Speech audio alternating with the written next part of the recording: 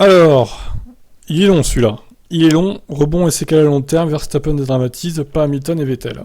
Alors voyons. J'ai envie de tester le robot lecteur là, on va voir ce que ça donne.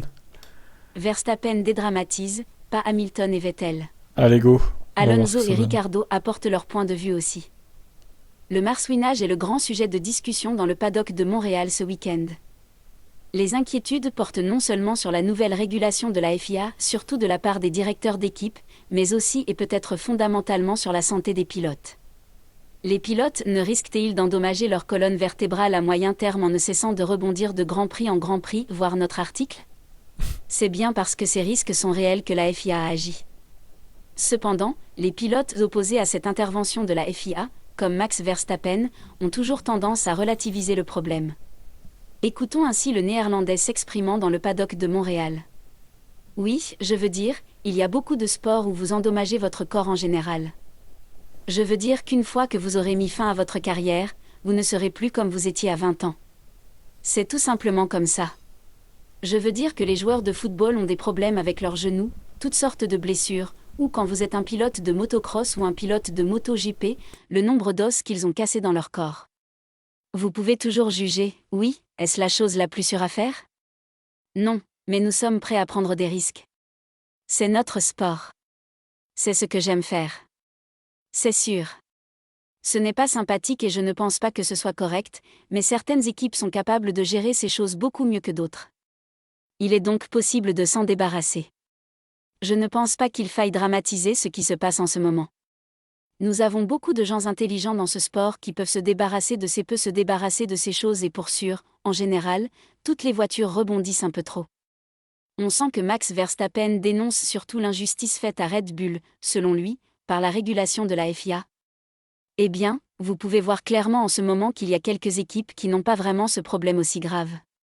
Mais c'est quelque chose que nous devons examiner. C'est juste la façon dont la voiture est conçue, parce qu'il faut la faire rouler si bas pour l'appui aérodynamique et la faire rouler avec tant de rigidité.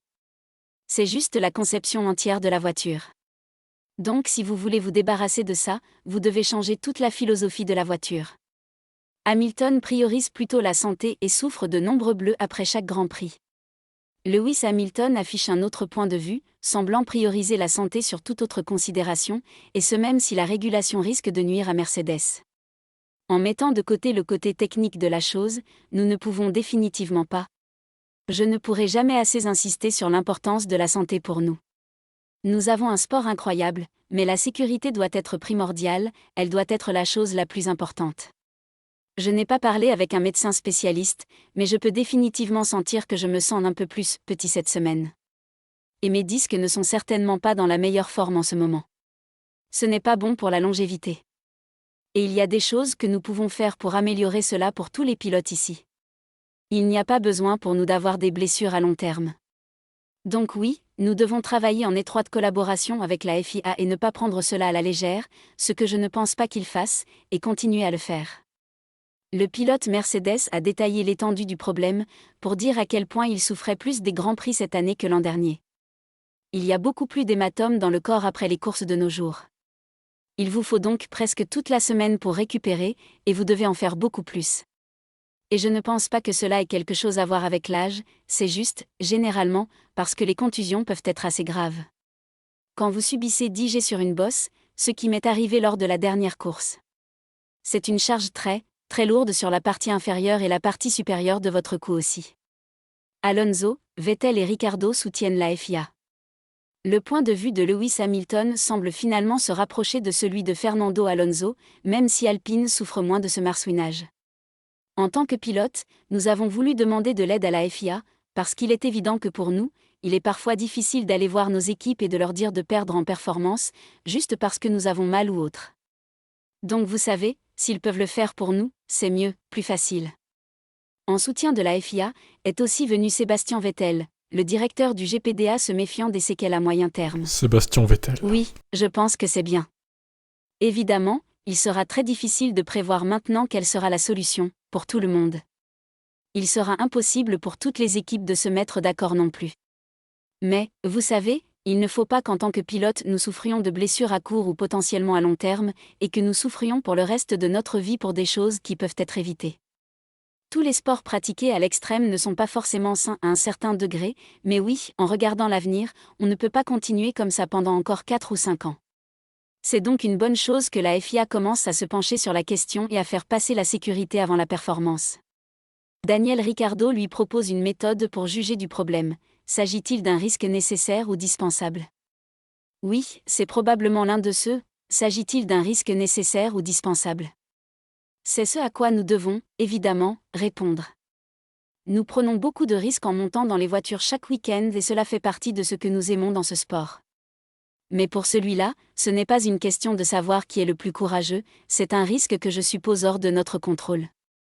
Nous ne sommes pas vraiment préparés à ces impacts. Nous sommes un peu recroquevillés dans le cockpit, donc nous sommes probablement un peu vulnérables avec notre posture. Des scanners pour Carlos Sainz. L'inquiétude est aussi et enfin présente chez Carlos Sainz, qui révèle avoir déjà plusieurs scanners pour surveiller sa colonne vertébrale. Oui, j'ai fait quelques séances de physiothérapie supplémentaires avec Rupert, mon entraîneur, quelques scanners supplémentaires pour essayer de voir ce qui se passe derrière, s'il y a quelque chose à surveiller ou à soigner. Mais en dehors de cela, j'ai fait quelques séances supplémentaires, des séances de mobilité, parce qu'il est évident que cela vous rend plus tendu et moins flexible, vous avez moins de mobilité et vous essayez d'en faire plus pour compenser.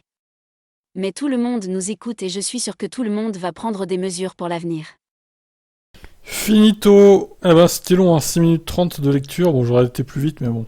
J'avoue que il était très très long cet article, mais intéressant finalement. Bon, en gros, Verstappen, lui, il s'en fout un peu, mais en même temps, c'est pas le plus concerné. Parce que lui, il est dans sa Red Bull, la Red Bull qui ne rebondit quasiment pas. Donc son dos, lui, il morflera pas, en fait. Donc il voit pas trop le problème, en fait, Max. C'est un peu dommage de pas penser aux autres pilotes qui ont pas les mêmes voitures, pas la même chance d'avoir une voiture aussi stable et aussi saine, on va dire. Puis comparé à la MotoGP, bon, excusez-moi, mais bon.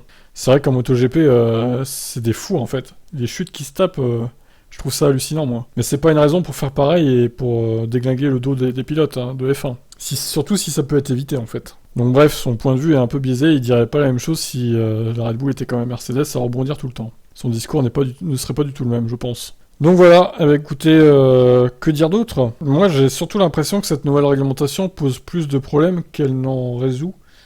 Alors certes, il y a peut-être un peu plus de facilité pour les pilotes de se suivre dans les virages, mais au final, il y a moins d'aspi dans les lignes droites, donc on est dépendant à fond du DRS. Sinon, il n'y a plus aucun dépassement, parce que c'est pas dans les virages que vous allez dépasser, du coup. Et au final, il y a ce second problème de rebond qui défonce la santé des pilotes. Et je suis pas sûr que ça, la FIA l'avait prévu dans leur cahier des charges. Mais bon, on verra bien comment ça se déroule au fur et à mesure de la saison, et puis les prochaines années aussi. Je vous laisse commenter, ciao.